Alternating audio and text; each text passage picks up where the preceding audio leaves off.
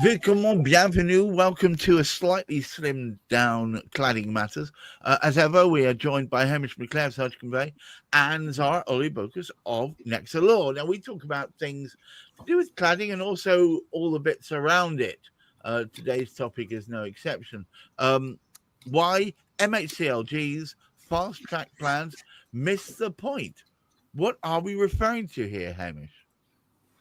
Well, the main part of the topic is to do with what we call the external wall system. Now, this is one of the, whilst we speak about cladding, that is clearly one of the most important things. But more recently, we've also been speaking about the safety internally of the building rather than just the external cladding. But when you actually think about it, if we can't get the external bit clear and straight, what chances do we have? Now, we've had an incident this week, and if anybody read the article which was used to promote this particular sort of topic, you will actually sort of notice that the comment was made about, let me get a journalist, Vicky Spratt, who was explaining about a situation that we have a Building Safety Act, and within that sort of Safety Act, there's all sorts of things looked at, and for some particular reason, we have buildings at 11 meters, buildings at 18 meters.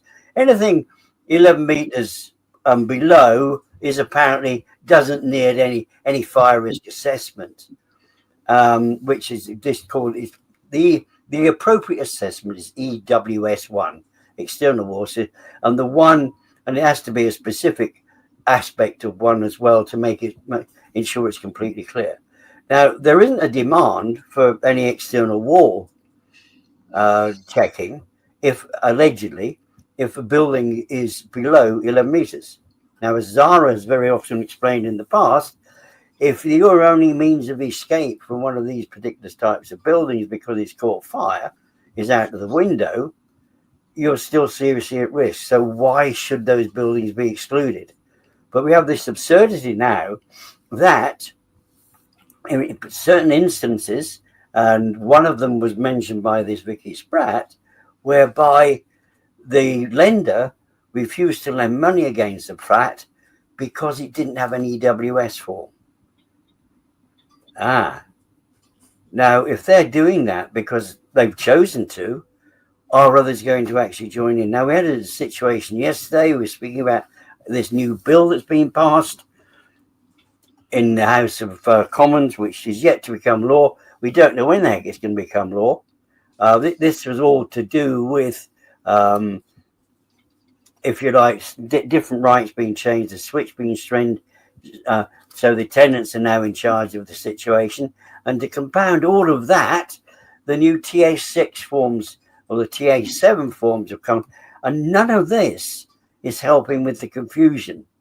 So what can anybody do, particularly in Zara's position, to say how safe or what is the risk of purchasing a property which could fall, might not fall into any of these particular sort of entrapments, which doesn't have the sort of the appropriate sort of cladding information, whether or not it's going to be privately rented or whether it's actually going to be rented by the council. How many meters was that the height below which things just never catch fire? 11 meters. No, I think you've got it. Let me just clarify something for you, Hamish. All right. Thank you. So, fire risk assessments are required for any building with 2 or more domestic properties. Yep. Right. You've got to have a fire risk assessment where there's common areas. But now they're basically classifying the outside of the building as being a common area. So even if you've got no internal shed areas, the outside is still classed as a common area. So somebody needs to look at the outside of a building under fire risk assessment. Yep. And make a statement within that risk assessment about external walls. Now, EWS1 is a completely different matter. And it's meant for those buildings 18 meters and above, which is 6 stories or more. But don't get me started on the government's odd way of measuring these buildings. But that form basically comes with a whopping big disclaimer on the top saying not to be relied upon by buyers or mortgage lenders when making an assessment as to whether or not to buy. Now, what I think particularly might have happened in Vicky's case, and I was told this by a senior surveyor who does valuations for lenders, and apparently it's causing lots of headaches, is that some lenders ignore the RICS guidelines and they just do what they like. And the way that they get people to check the building out, so not just a valuer, they want a fire safety engineer to go out and check out the building for them, is to basically say they won't lend without an EWS1, even if the building is under the 80-metre height for the EWS1. BSA is 11 metres. So this is why it's all a complete muddle and a mess, because you haven't got a consistent height limit. And as I've said before, whether it's 3 stories or 4 stories, if your only way in and out is out of a window, and let's face it, these modern new builds, you know, the windows don't open wide enough for someone to get out, you're still going to break something, aren't you? Well, I just looked up survivability at different heights, and apparently from 10 to 13 feet, which is only 3 to 4 meters, often results in serious fractures or spinal injuries. Around 6 to 7 meters, high risk of fatal head, chest or spine trauma, and anything over 9 meters, fatal or results in life-changing injuries. So what we're saying here is, even at their minimum level here, which is what you said, 11 meters, you're still looking at checking out if you decide to jump out the window there anyway, unless they suddenly built a mattress factory underneath. The other thing is, I note, are you saying that even though it states on the EWS form itself, do not use this to make a life-changing decision with, yet insurance companies and other companies themselves tie their decision on what premiums are going to charge, or if they're even going to insure at all, to that very form? It appears so, Gareth. Well, this is nonsense. It is nonsense, yes. My goodness. It is nonsense. How is somebody supposed to make a decision? And this is tying into what the government want to do about, you know, putting out important information. But I don't know if you saw that story in the news about a prominent housing association. The manager was recorded telling an employee to basically fake the notice by sticking it up on a blank wall and taking a picture of it. So we've got, you know, you can digitize as much as you want, but as a lawyer, we're looking for the evidence, aren't we? Absolutely. So if that evidence is being faked, and we had that spate of the fraudulent EWS ones at the beginning of the year, yeah, how are we supposed to put trust in the system when there's, you know, a whole, you know, suite of people that could be lying to you, and there's no accountability, there's no punishment for them telling you porcupines. This is what worries me about this whole of this stuff. You've got contradictory or confusing information being required from various different sources. Then you've got disclaimers on them which says, yeah, you need to gather all this information, but for goodness sake, don't rely on it. And then finally, you've got confusing leads on it and no teeth whatsoever. Hamish, how can this persist in a situation where the householder, nay, the every part of this, from a professional like Zara through to yourself, are desperately looking for clarity? Well, unfortunately, we don't have the clarity.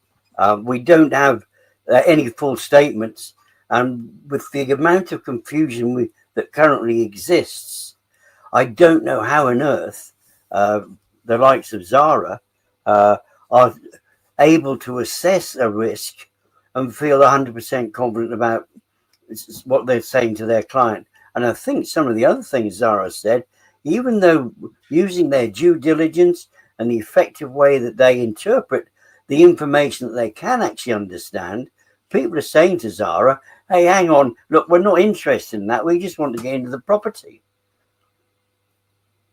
Yeah, and the problem with that, of course, Zara, is that you, with the best will in the world, you're giving them this advice, and because they're desperate, they're ignoring it. Yeah, but you can't help people then. You can only do what you can do to advise them of the risks, and it's up to them if they want to take it. And some people are just see the reduced values in these property and thinking, they all think that property values will be going up, when what I'm seeing out and about is that, the value of flats have dropped significantly, and some people are selling them for less than they bought them for, just to be able to get out. And this is particularly prominent within shared ownership, where you've got loads of people that are stuck that cannot sell their flats. Right. Going back to being upfront and honest. This lady that contacted me a few weeks ago, having bought a flat in July, a brand new flat. In September, she received a Section 20 notice, which is a consultation about being billed for extra work, and this was in relation to fire safety. Now, surely they should have thought of that when they were. The conveyancer should have done the due diligence and asked for all of this information. And why on earth on a new build flat should she be paying for this? That should be covered by the warranty provider, or if it's a significant defect, why isn't the housing association going after the developer? Why are they just landing the bill? Surely the default position should be that this fire safety of new build should then not fall upon the purse of the homeowner. It should have been done at the point of planning, that they should have put in the relevant fire safety. Am I being stupid here, Zara? No, you're not being stupid. You're talking common sense. But with some of these permissions where they sit on it for years on end, they don't update it and they just build it however they want. And then once it's built, they suddenly realise, oh, this is not good. We've got to fix this. But, we don't know what's going on behind the scenes between the developer and the housing association. A lot of these leases will say you're not allowed to make any claims on the warranties without our permission. So I'm just like, that's very odd, because you're selling it with a structural warranty. And yet the housing association retains that warranty. But if you buy from if it was just you and the developer, you as the leaseholder would get that warranty. Goodness. So you can claim on it, but it's all kind of murky waters when you've got third parties involved. Hamish, it seems to me that this is about as clear as mud. Well, I think Zara's got to sort of leap off sort of fairly quickly. And I don't know if there's anything that Zara can add, because we can actually sort of continue. There's a couple of other instances, because it is like mud. And I don't know if there's any clarity that Zara can give us just before she has to depart. Well, we are on the last 40 seconds of the show anyway. Zara, if you could give us your last thoughts on this, something cheery and upbeat would be lovely. Oh, you got me there, Gareth. It's Friday. Yay! Okay, so through this confusion, do you believe there'll be a coming together so that there will be a clear path for both you, for conveyancers, for Hamish, for all parts, so we know what part needs to be played here? Or is it going to continue to become ever more murky? Well, I think the lawyers need to gather together to try and beat the propaganda machine that is being spun out, not only by MHL, CHLG and whatever they're called, but also all the other sort of interested parties that are basically saying, oh, let's put information into digitization. It will make things quicker. it's not going to make things quicker if you've got these underlying problems that the government don't want to address. And if they're basically going, yes, we'll build 1.5 million homes, Right. but there's no guarantee for the person who's buying that home that they won't end up having to pay to fix it because the structural warranties aren't paying out. I don't know if you've seen Dan Bruce's story. You know, the insurance provider is now taking him to court, and it's just like bonkers. You know, the insurers should be paying out, not making the homeowner who is paid in good faith for this property to pay for the developer mistake. It's completely bonkers. And until the people who are doing new build conveyancing gather together and say enough is enough, we are not going to take any more nonsense from you developer people, and standardize the developer contracts and make sure there's some kind of recourse for homeowners without having to take hideously expensive legal proceedings. Because, you know, the people that I represent, you know, they are on the affordable housing scale, and they're going down that route because they've got no other choice. And they've only got that kind of, they're in that desperation to keep a roof over their heads, but they're basically entering into a one-sided finance deal, which could end up very, very badly for them. Hamish, on that cheery note, would you care to take us home? Well, I think we have to accept that we have a situation with so many irregularities, so much confusion, that there is a vast amount that needs to be done. And unfortunately, it is really up to the strength, I believe, as Zara's pointed out, the lawyers to themselves to say, look, enough is enough. Because what is happening, we've got the experienced lawyers also leaving because they're saying, well, look, there's so much onus being put on us now. There's so much we have to do compared to what we did 3, 4, 5, 10. In fact, compared to 20 years ago, it is absolutely insane that the prices haven't actually even gone up with it. So they're expected to do all of this work to find out what the risk is, only to find out they don't have the information to confirm what the risk is. And the government seem to be hell-bent on getting properties put up, whether they are safe or not for people to live in. And whilst that actually continues, I fear there is no escape. We are just going to be confused and confused and confused. And a number of these properties are going to have to be either remediated or the people thrown out without anywhere to live, as we find being the standard thing at the moment. So the councils themselves, and it's a long time since we've spoken about councils, we need to get back on track. The councils need to stand up for their residents as well.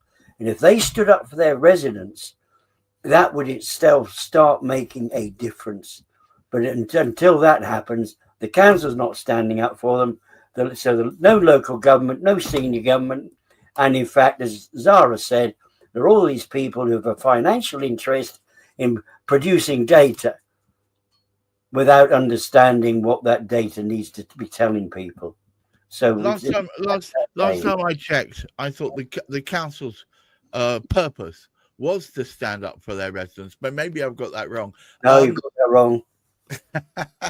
I'd like to thank, as ever, Zara Olibokas, our expert from Next to Law, and of course, voice of reason, Hamish McClay at Search Convey, and to all yous out there.